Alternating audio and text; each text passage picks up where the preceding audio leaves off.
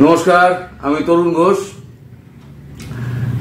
চাপে পড়লে না বাপের নাম খগেন হয়ে যায়। এখন চীনে রয়েছে সেই অবস্থা। চীন এখন ভারতের হাতে পায়ে ধরছে যে আবার ডাইরেক্ট ফ্লাইটটা চালু করা হোক। এই ডাইরেক্ট ফ্লাইট চালু করা নিয়ে একটা অনেক বড় গল্প আছে। আর গল্পটা বলে নি। গল্পটা হচ্ছে 2020 সালে যখন প্রবলভাবে করোনা দেখা দিল, তখন সব দেশই ফ্লাইটগুলো বন্ধ করে দিয়েছিল। প্রায় 6 মাস মতো ফ্লাইট বন্ধ ছিল। প্রচুর এয়ারলাইন্স উঠে গেল, প্রচুর পাইলট তারা কাজ হারালেন, এয়ার হোস্টেসরা কাজ হারালেন, বিমান কর্মী যারা সহায়ক বিমান কর্মী আছেন, গ্রাউন্ড ইঞ্জিনিয়ার থেকে আরম্ভ করে ফুয়েল সার্ভিসম্যান যারা আছেন, গ্রাউন্ড স্টাফ, তারা সবাই চাকরি হারালেন। জেট এয়ার তো বন্ধই হয়ে গেল। তারপরে যখন ধীরে ধীরে স্বাভাবিক অবস্থা তৈরি হচ্ছে, সেই সময়তে আবার সমস্ত যোগাযোগ ব্যবস্থাগুলো ধীরে ধীরে ধীরে ধীরে আবার পুনঃপ্রতিষ্ঠা কাজ শুরু হলো। বিশ্বের সর্বত্র বন্ধ ছিল, খোলার সময় ধীরে ধীরে বিশ্বের সর্বত্র খুলে গেল। শুধু চীন বলল যে আমরা ভারতের সঙ্গে ডিরেক্ট ফ্লাইট আমরা চালাবো না, কারণ ভারতে 140 কোটি দেশের মানুষ, তাদের কার মধ্যে কি আছে, আর আমাদের এত মানুষ যদি একসঙ্গে হয় তাহলে পরে একটা বিস্ফোরণ ঘটতে পারে, তাই আমরা ফ্লাইট চালাবো না। তখন ভারত একটা অনুরোধ করেছিল যে আপনাদের ওখানে যারা ডাক্তারি পড়ছে, ইঞ্জিনিয়ারিং পড়ছে, তারা তো প্রচুর লাখ লাখ টাকা দিয়ে তারা তো বিভিন্ন ইউনিভার্সিটিতে ভর্তি হয়েছে, তাদের বাবা মার অর্থ যাতে জলে না যায়, অন্তত ছাত্রদের আপনারা ভিসা দিন। প্রধানমন্ত্রীর সঙ্গে ডিরেক্ট কথা হয়েছিল শি জিনপিং এর। শি জিনপিং কিন্তু রাজি হননি। এনা তেনা দেখবো এই সমস্ত করে শি জিনপিং ব্যাপারটা পুরো কাটিয়ে দেন। তারপরে দেখা গেল Afghanistan, Iran, Pakistan, Tanzania, Tajikistan, Uzbekistan, সর্বত্র থেকে চীনে ছাত্ররা পড়ার জন্য ছাড়পত্র পেয়ে গেল, একমাত্র ভারতবর্ষ বাদ। ভারতবর্ষের যে ছাত্রগুলো, যাদের বাবা মা বাড়ি ঘরদোর বন্ধক রেখে প্রভিডেন্ট ফান্ডের টাকা তুলে যে সমস্ত ছাত্রদের প্রতিভাবান, প্রতিশ্রুতিবান সমস্ত ছাত্র তারা চীনে যে পড়তে গেছিল, তাদের টাকাটা সম্পূর্ণ জলাঞ্জলি হলো। তখন থেকে ভারত আর ফ্লাইট নিয়ে কোনো রকম কথাবার্তা বলেনি। এইবারেতে চীনের টনক নড়েছে। টনক নড়েছে কেন, সে প্রসঙ্গে আসছি পরে। এখন চীনের আবদারটা আগে শুনুন। চীন বলছে, China is urging India to restart direct passenger flights after a 4-year suspension, but India is resisting due to ongoing tension from a border dispute, a Reuters report quoted official as saying. মানে পাকিস্তানের সঙ্গে যেরকম ব্যবহার করা হচ্ছিল, চীনের সঙ্গে সেই একই ব্যবহার করা হচ্ছে, যে তুমি ইট মারলে তোমাকে আমি পাটকেলটি মারতে দ্বিতীয়বার ভাববো না। আসলে চীনকে কেন ঘেরা হচ্ছে? চীনের টিকটক বন্ধ হয়েছে, সমস্ত অ্যাপ্লিকেশন অ্যাপগুলো বন্ধ করা হয়েছে, $3 ট্রিলিয়ন ধ্বংস হয়ে গেছে। করোনাতে $7 ট্রিলিয়ন, $6 ট্রিলিয়ন হংকং এর শেয়ার মার্কেট থেকে উড়ে গেল। এভারগ্রিন সব থেকে বড় যেটা হচ্ছে ওদের বাসস্থান প্রকল্প, রিয়েল এস্টেট, সেটা একদম ভোগে হয়ে গেছে। ব্যাংকগুলো তখন দাবিয়ে দাবিয়ে তার আগে পয়সা দিচ্ছিল, ঘর কেনো, বাড়ি কেনো, ঘর কেনো, বাড়ি কেনো। তারপরে আস্তে আস্তে যখন ইন্ডাস্ট্রিগুলো বন্ধ হতে আরম্ভ করলো, আমেরিকা যখন ইউরোপ যখন ধীরে ধীরে তাদের ফ্যাক্টরিগুলো আস্তে আস্তে শিফট করতে শুরু করলো এশিয়ান কান্ট্রিগুলোতে, ভারত, ভিয়েতনাম, দক্ষিণ কোরিয়া এবং সাউথ কোরিয়া, তারপরেতে লাওস, ফিলিপিন্স, এসব জায়গায় যখন শিফট করতে আরম্ভ করলো, তখন ধীরে ধীরে যখন ব্যবসা মার খাচ্ছে, তখন তো একেবারে ঘর বাড়ি কেনার লোক নেই। চীনের এক একটা শহর ভুতুরে শহর হয়ে গেছে, কোনো লোক বাস করে না সেখানে।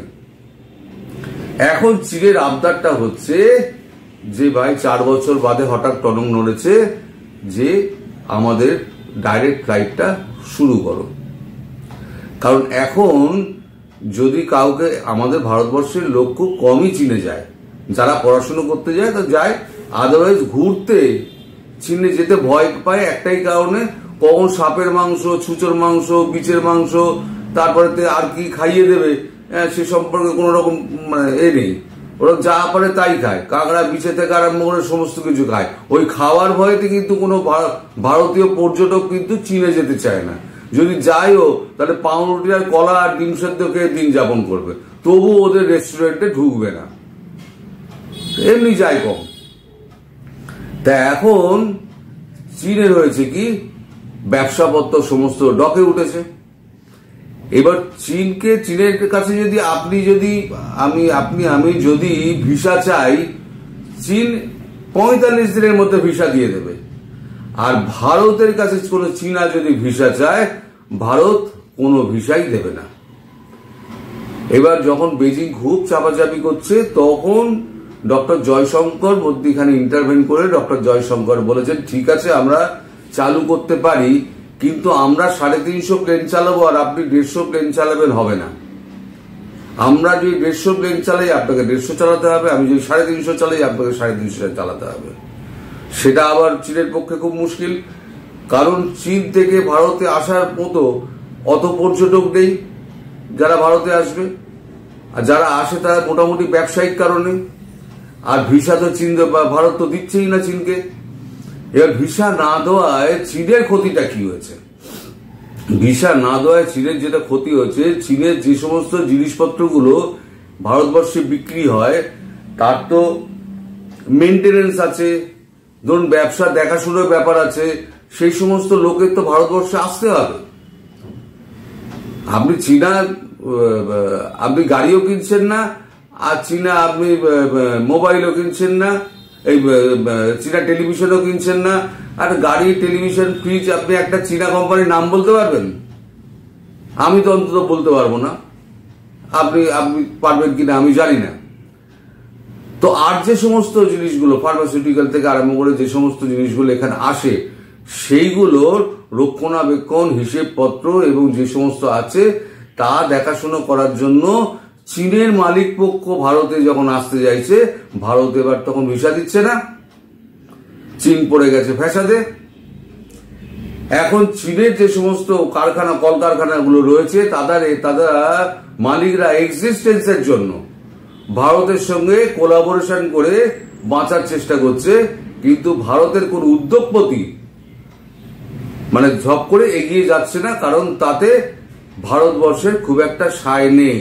এখন ভারতবর্ষের সায় না থাকা সত্ত্বেও যদি তারা এগিয়ে যায়, ভবিষ্যতে কি হতে পারে সেই ব্যবসায়ী বুঝতে পারছে না, ফলে তারাও এগোচ্ছে না। ফলে চীন এখন ব্যাপক ফাঁপড়ে পড়েছে। চীন এখন মোদিজি এখন হাতে পায়ে ধরছে, মোদি বাবা বাঁচাও গো, তুমি কোন রকমের ফ্লাইটটা চালু করো আর ভিসাটা দাও। ভারতের লোকসভা নির্বাচন যাতে গড়বড় হয়, যাতে মোদিজি ফিরে না আসতে পারেন, তার জন্য তোমরা তো টাকার ক্ষয়রাতি করেছো। কত মিডিয়াকে টাকা দিয়েছো, কত সোশ্যাল ইনফ্লুয়েন্সারকে টাকা দিয়েছো, কত ইউটিউবারকে টাকা দিয়েছো, সব ভারত জানে। ওদিকে পাকিস্তানকে তুমি অস্ত্র সাপ্লাই করছো, কাশ্মীরে যে সমস্ত জঙ্গিগুলো মারা পড়ছে তাদের কাছে চাইনিজ গ্রেনেড পাওয়া যাচ্ছে, চাইনিজ বন্দুক পাওয়া যাচ্ছে, চাইনিজ চকলেট পাওয়া যাচ্ছে, চাইনিজ খাবার পাওয়া যাচ্ছে, শুকনো খাবার। চায়না হলো গিয়ে দুধারের তরোয়াল, বুঝলেন? একদিকে ধার দিয়ে আপনার গলা কাটবে, আর একদিকে ধার দিয়ে আপনার ওই গিট কাটবে। এখন গলা কাটাও বন্ধ হয়ে গেছে, গিটও আর কাটা যাবে না। ফলে মোদি বাবা করে যতই পায়ে পড়ো, তোমার ছাড় কিন্তু নেই। আর গালোয়ানে যা শিক্ষা আর ডোকলামে যা শিক্ষা পেয়েছো, তারপরে না আর দ্বিতীয়বার তোমরা এইদিকে ঢোকার চেষ্টা করবে না। আর অরুণাচলে এলে পরে গ্রামবাসীরাই খেদাচ্ছে, অরুণাচলের গ্রামবাসীরা ইট পাথর ছুটছে, এমন খেপে গেছে অরুণাচলের গ্রামবাসীরা। মাঝে মাঝে ঢুকে আসতো, ঢুকে এসে এখানে ওখানে চাইনিজ সমস্ত নাম টাম লিখে চলে যেত। এখন ওদের সব থেকে ভালো উপায় হয়েছে, গ্রামবাসীরা মানে ভারতই এটা করেছে, গ্রামবাসীরা একেবারে ইট পাটকেল ঢিল পাথর যা পাচ্ছে ছুড়ে মারতে শুরু করে দিচ্ছে, ডান্ডা ফান্ডা নিয়ে তাড়া করছে। গুলি চালা না, গুলি যদি একটা চালায়, যদি একটা অরুণাচলের বাসী যদি একটা মারা যায়, তাহলে পরেই কিন্তু আন্তর্জাতিক দুনিয়ায় কিন্তু রটে যাবে চীন প্রথম আক্রমণটা ভারতকে করেছে। ভারতে তাদের সুবিধা হবে লাদাখে ঢুকে, লাদাখ দিয়ে ঢুকে, অরুণাচল দিয়ে ঢুকে একেবারে জমি পুরো নিয়ে নেওয়া। ভারত তো চাইছে, ভারত চাইছে চীন কোন রকম একটা পদক্ষেপ নিক, ভারতের ওপরে একটা হামলা করুক। ভারত চাইছে, নিজে থেকেই চাইছে। আগে বলতো না না চীনকে খেপিও না, ভারত এই পাকিস্তানকে খেপিও না, ওদের অ্যাটমিক পাওয়ার আছে। তা ভারতের কিছু ফুলঝুরি আছে নাকি? কারগিল তো হলো, অ্যাটম বোমা বলে গেল কোথায়? পাও কা অ্যাটম বোমা শেখ রশিদের? না ঘাস উগড়েগা, না চিড়িয়া কুহু করেঙ্গে, অনেক তো বাতেলা শুনেছি।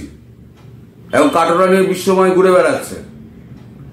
আর চীন কিন্তু ভেতরে ভেতরে ভাঙছে, একদম ভঙ্গুর অবস্থা চীনের, কিন্তু still it is a Titanic, ডুবতে সময় লাগবে।